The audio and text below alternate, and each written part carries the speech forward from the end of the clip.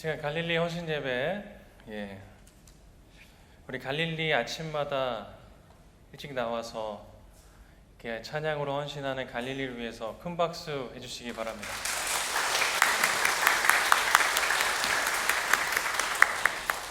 감사합니다. 이제 말씀 보도록 하겠습니다. 2023년 5월에 방송되어 지금은 종료된 프로그램인 결혼과 이혼 사이라는 프로그램이 있습니다. 혹시 보신 분 계십니까? 많은 분들이 못 보신 것 같습니다. 이 프로그램은 현재 사이가 좋지 못한 부부들이 이혼까지 생각하고 있으며 결혼을 계속할 것인지, 이혼을 할 것인지, 결혼과 이혼 사이의 선택의 갈림길에 있는 부부들의 모습을 현실적으로 리얼리티하게 보여주는 프로그램입니다. 이 프로그램을 보면서 참 마음이 안타까웠습니다. 참 답답했습니다. 이 세상 그 누구보다 뜨겁게 사랑했고 만나면 입에서 웃음이 떠나지 않았던 사이였는데 시간이 흘러서 그 뜨거웠던 사랑이 얼음장같이 식어져 버리고 만나면 웃음보다 무표정, 아니 서로 비난하고 화만 내는 사이로 변해버린 모습이 너무나 안타까웠습니다. 여러분, 오늘 이 자리에 결혼하신 분들이 많습니다. 여러분은 어떻습니까? 한번 주위에 우리 남편과 아내를 한번 돌아보시기 바랍니다. 아무도 부부가 없습니까, 여기에? 남편이나 아내를 보면 어떤 마음이 드십니까? 너무나 사랑스럽고 세상에서 제일 예쁘고 제일 멋져 보이십니까? 할렐루야. 아니면 저 왼수라는 생각이 드십니까? 분명한 한 가지는 사랑했기 때문에 결혼했다라는 것입니다. 결혼의 시작은 사랑이라는 것입니다. 물론 본인의 선택이 아니라 부모에 의해서 강제로 중매 결혼한 분들은 예외일 수 있겠습니다. 아무튼 그렇게 사랑해서 결혼을 시작했는데 왜 그 사랑을 끝내려는 걸까요? 오늘 말씀을 준비하고 묵상하면서 이러한 모습이 우리의 신앙의 모습과 참 많이도 닮아 있다라는 생각을 하게 됩니다. 이제 우리는 말씀을 통해서 그 질문의 답을 찾고 우리 신앙의 모습을 돌아보고자 합니다. 오늘 말씀에 등장하는 주요 인물은 작은 아들, 아버지, 큰 아들입니다. 아기에게 가장 중요한 1순위의 대상은 누구일까요? 아기에게 가장 중요한 1순위의 대상은 맞습니다. 벌써 뭐가 들리긴 하는데 1순위는 엄마 아빠입니다. 어느 곳에 가더라도 엄마 아빠가 있어야 합니다. 엄마 아빠가 있을 때 아기는 안정감을 느끼고 마음 놓고 주변을 탐색하게 됩니다. 시간이 흘러서 아기가 커서 청소년이 됩니다. 청소년이 되면 부모는 큰 고비를 겪게 됩니다. 왜 그렇습니까? 바로 사춘기가 오는 것입니다. 사춘기는 자라는 아이에게 당연한 현상이고 건강한 모습입니다. 하지만 사춘기에 자녀를 둔 부모님들에게는 힘든 과정일 수 있습니다. 요즘은 사춘기가 초등학생 시기부터 시작된다고 합니다. 초등학생 시기에 나타나는 사춘기의 증상으로는 구속이나 간섭을 싫어한다, 부정적인 태도가 강해진다, 가족들과의 대화가 없어진다, 친구들과 있는 것을 더 좋아한다, 방에 혼자 있고 싶어한다, 주변 사람들의 시선을 신경 쓴다 등입니다. 아기일 때 1순위는 부모였는데 아이가 커서 사춘기에 접어들면서 부모는 순위에서 밀려나고 친구가 1순위가 되는 것입니다. 오늘 말씀의 작은 아들도 이런 모습을 보이고 있습니다. 12절 말씀에 작은 아들은 당당하게 아버지에게 말하고 있습니다. 아버지, 재산 가운데서 내게 돌아올 몫을 내게 주십시오. 와우! 어찌 아들이 아버지에게 이런 말을 할 수 있을까? 여러분 다 자녀가 있지 않습니까? 자녀가 어느 날 찾아와서 나에게 돌아올 재산의 몫을 달라라고 한다면 어떤 마음이 드시겠습니까? 아버지의 재산을 마치 당연하다든지 달라는 아들의 어이없는 모습, 불효자 중에 상불효자만 할 수 있는 말이 아닐까 싶습니다.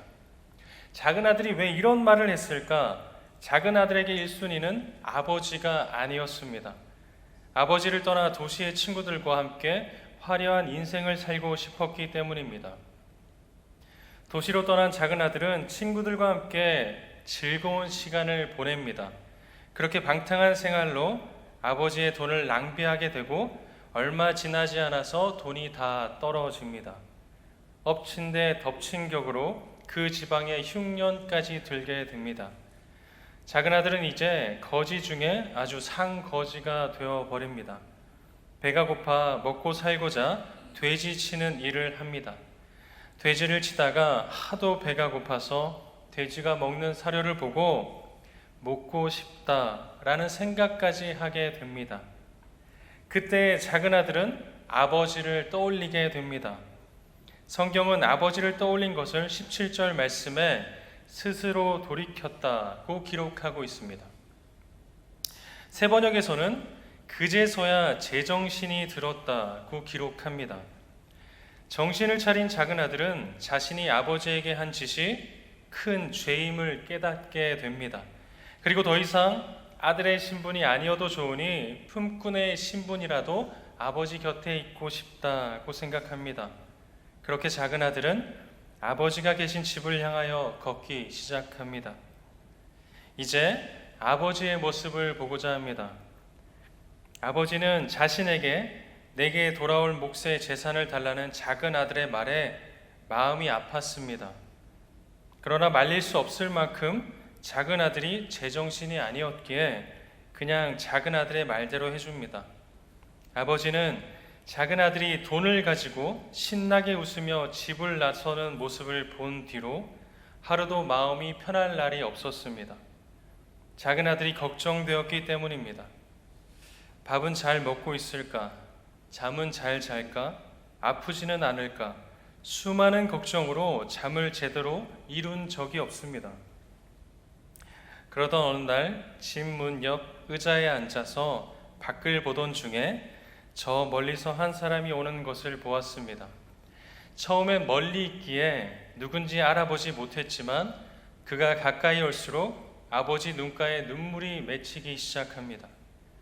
바로 그토록 걱정하고 기도했던 사랑하는 내 아들, 작은 아들이었기 때문입니다. 아버지는 버선발로 뛰어나가 아들을 품에 꼭 껴안아 줍니다. 아들을 안고 우는 아버지의 얼굴엔 드디어 웃음이 피어나기 시작합니다. 작은 아들이 떠난 뒤 처음 웃는 얼굴이었습니다. 아버지는 말로 할 수 없을 정도로 기뻤습니다. 아버지에게 작은 아들의 죄는 이미 아무것도 아니었습니다. 작은 아들이 돌아온 것만으로도 충분했기 때문입니다. 아버지는 종들에게 명합니다. 22절과 24절 말씀입니다. 어서 좋은 옷을 꺼내서 그에게 입히고 손에 반지를 끼우고 발에 신을 신겨라. 그리고 살찐 송아지를 잡아 끌어내어서 우리가 먹고 즐기자. 나의 이 작은 아들은 죽었다가 살아났고 내가 잃었다가 되찾았다. 이제 우리는 큰아들의 모습을 보고자 합니다. 큰아들은 동생이 아버지에게 한 일을 용서할 수 없었습니다. 있을 수 없는 일이기 때문입니다. 그렇게 동생이 떠나고 집의 분위기는 적막했습니다. 그러나 큰아들은 아버지 밑에서 맡은 일을 열심히 했습니다.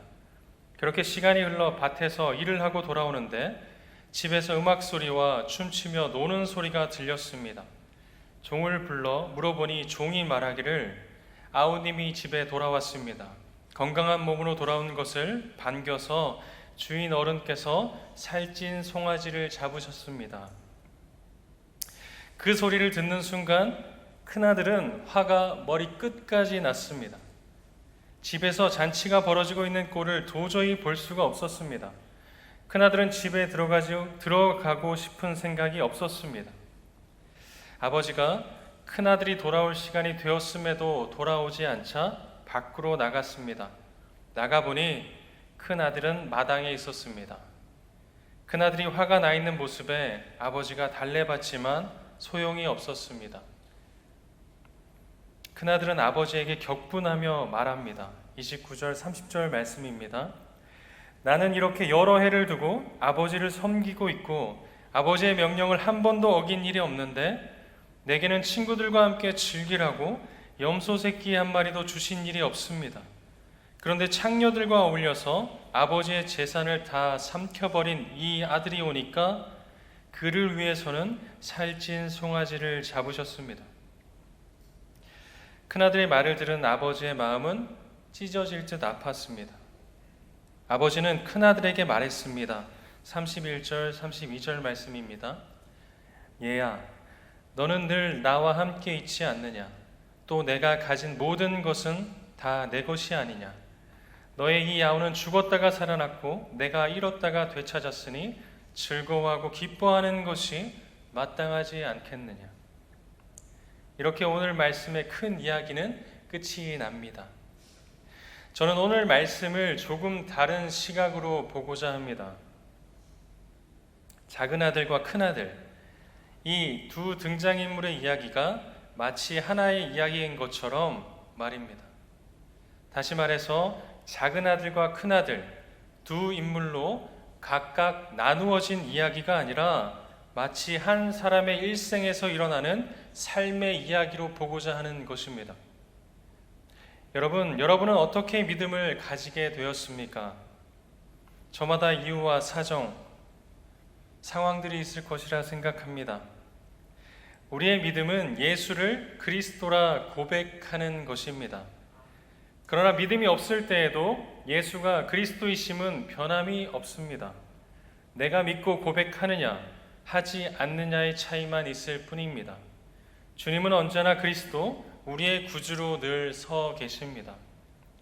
작은 아들이 아버지보다 세상을 더 좋아했기에 아버지를 떠나 세상을 향해 나간 것처럼 우리가 믿음의 고백을 하기 전 또는 고백을 하였다 하더라도 약한 믿음을 가졌다면 아마 이런 모습이지 않을까 생각합니다.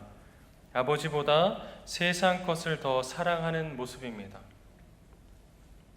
제가 군 생활할 때 군교회에서 섬기는 군종의 역할을 하였습니다. 군부대 바로 앞에 있는 민간교회 요청으로 주일마다 민간교회에 나가 그 교회를 섬겼습니다. 강원도 철원, 외지에는 젊은 사람이 많지 않습니다. 연세가 높으신 분이 많았습니다. 어느 날 주일이 되어서 민간교회에서 예배를 드리고 있었습니다. 그때 마침 새로 등록하신 분의 간증 시간이 있었습니다. 새로 등록하신 분도 연세가 높아 보이셨습니다. 그분은 앞으로 나가 강대상에 서서 이런 말을 하였습니다. 저는 젊을 때 참 나쁜 짓을 많이 하고 다녔습니다. 그래서 가족들 속을 많이 썩였습니다. 이제 예수님을 믿고 착하게 살려고 합니다. 이 말씀을 하신 뒤 찬송을 부르고 싶다고 찬송을 한 곡 부르셨습니다. 여러분도 잘 아시는 찬송입니다. 찬송의 제목은 주여 이 죄인이입니다. 제가 가사를 읽어 드리도록 하겠습니다. 세상에서 방황할 때 나 주님을 몰랐네. 내 마음대로 고집하며 온갖 죄를 저질렀네. 예수여 이 죄인도 용서받을 수 있나요? 벌레만도 못한 내가 용서받을 수 있나요? 많은 사람 찾아와서 나의 친구가 되어도 병든 몸과 상한 마음 위로받지 못했다오. 예수여 이 죄인을 불쌍히 여겨 주소서. 의지할 곳 없는 이 몸 위로받기 원합니다. 내 모든 죄 무거운 짐 이제 모두 다 벗었네. 우리 주님 예수께서 나와 함께 계신다오. 내 주여 이 죄인이 무한 감사드립니다. 나의 몸과 영혼까지 주를 위해 바칩니다. 연세가 지극하신 분이 부르는 찬송을 들으며 참 마음이 뭉클했습니다. 저 찬양의 고백이 진정 그분의 삶의 고백이라 여겨졌기 때문입니다. 예수를 고백하기 전 세상이 좋아 세상에 속해 살던 모습, 믿는다고 했지만 여전히 세상의 모습을 버리지 못하던 모습, 마치 작은 아들이 아버지를 떠나 세상을 향해 웃으며 나아가는 모습과 같습니다. 그러나 그런 삶에 잠깐의 기쁨과 행복은 있을 수 있으나 영원하지 않습니다. 세상에 속한 자는 세상의 염려와 근심에서 벗어날 수 없습니다. 작은 아들도 아버지를 떠나 잠깐은 행복했으나 이내 염려와 근심에 빠져 벗어날 수가 없었습니다. 작은 아들은 이제 정신을 차리고 아버지가 계신 집을 향해 나아갑니다.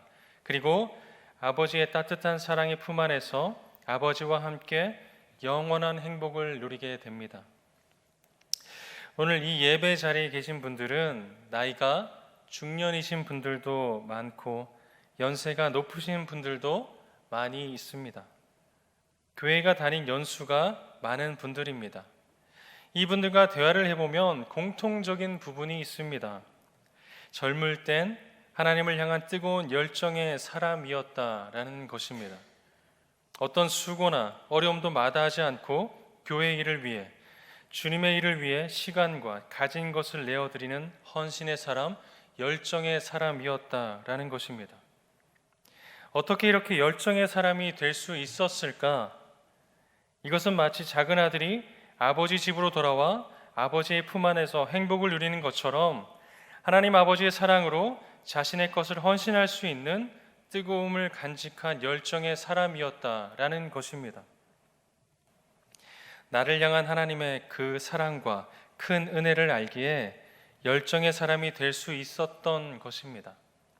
누가 옆에서 뭐라 하든지 상관없었습니다. 내 몸이 힘들어 지쳐도 괜찮았습니다. 주님의 뜻이라면, 주님을 위한 일이라면 그 일이 기쁘고 즐겁고 행복했습니다. 그렇게 아버지께 돌아온 우리는 아버지의 품 안에서 행복을 누렸습니다. 상황과 환경이 어떠하든지 상관없이 아버지가 내 아버지 되신다는 그 사실만으로도 기뻤습니다. 즐거웠습니다. 그렇게 시간이 흘러갑니다. 우리가 막을 수 없는 시간은 흘러가는데 그 속에서 우리는 왠지 변한 것 같습니다.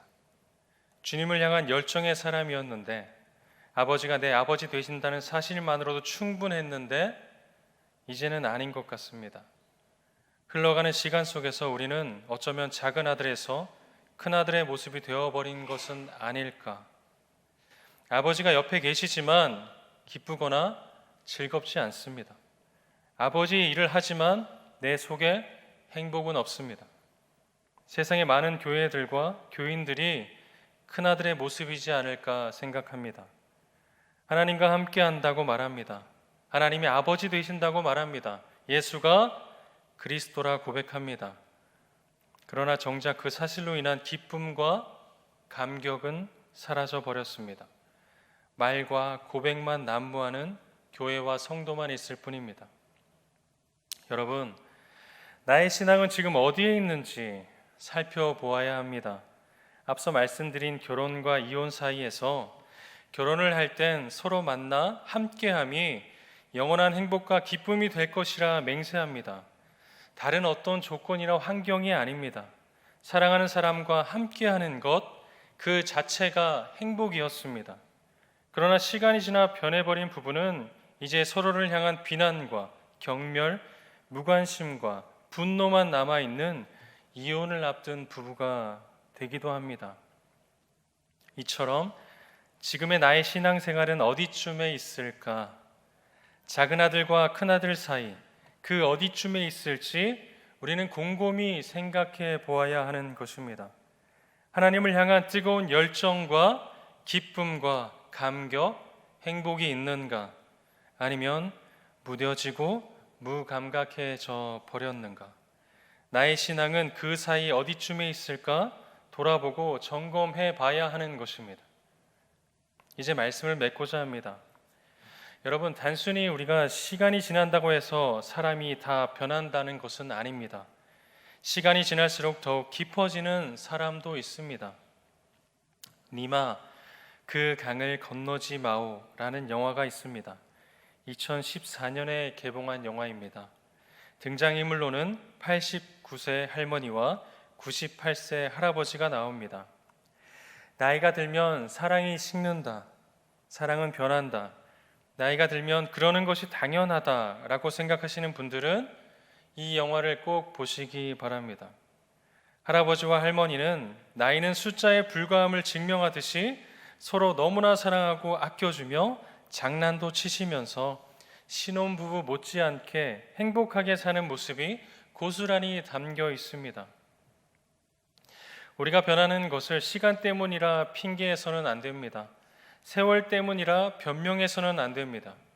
누군가는 시간이 지날수록 더 진해지고 깊어지기 때문입니다.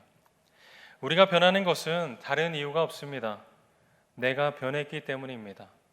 일상의 반복으로 무뎌졌기 때문이며 일상의 익숙함에 속은 것입니다.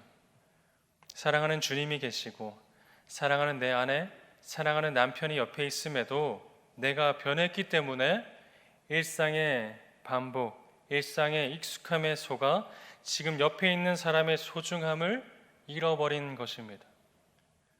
내가 사랑해서 결혼했듯이 내가 주님을 사랑하기에 우리는 믿음의 여정을 시작한 것입니다.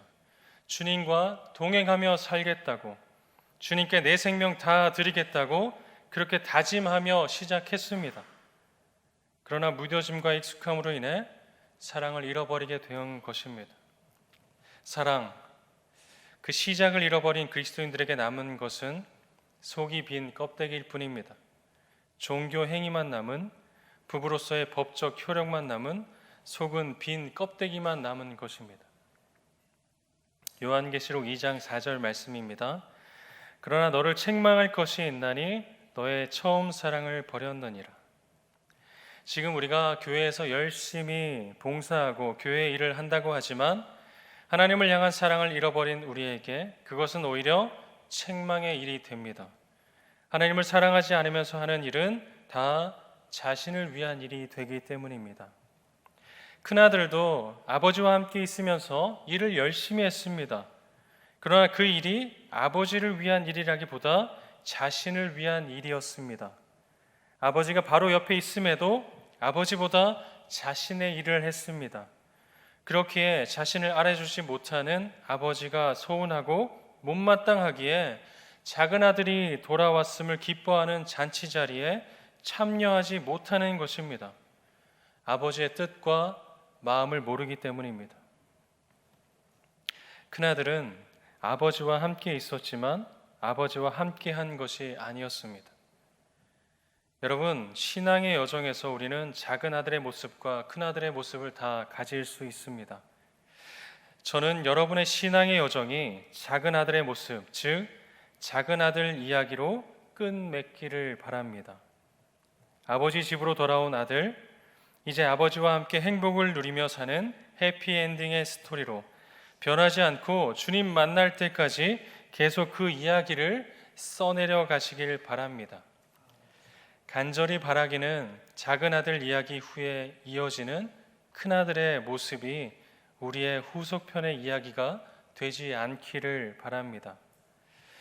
저와 여러분이 오늘 갈릴리가 아버지가 내 아버지 되심을 다시 감격으로 받아서 아버지의 사랑 안에서 삶의 기쁨과 감사가 넘치는 삶이 되기를 소망합니다. 이 시간 다 같이 기도하겠습니다.